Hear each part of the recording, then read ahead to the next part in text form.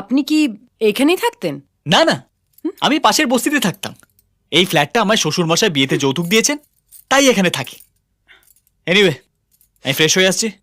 এদিকে রান্নাঘর আছে, রান্নার সব জিনিসপত্র রাখা আছে, তুমি শুধু রান্নাটা করে নিলেই হবে। রান্না? আর আমি? আপনি যদি ভেবে থাকেন আর 5টা বউয়ের মতো আমি আপনাকে রেধে বেড়ে খাওয়াবো, তাহলে আপনি ভুল ভাবছেন। আমি রান্না করতে পারি না। খেতে খেতে পারো? হোয়াট? খেতে খেতে পারো? আমিও রাখতে পারি না, শুধু পাস্তা বানাতে পারি। খাবে? দূর, কেন যে জিজ্ঞেস করছি, না খেয়ার উপায় আছে? প্রেম করবে, ঝগড়া করবে, ওদিকে রান্না করতে পারবে না। কিছু বললেন? না কিছু না, আমার কপাল।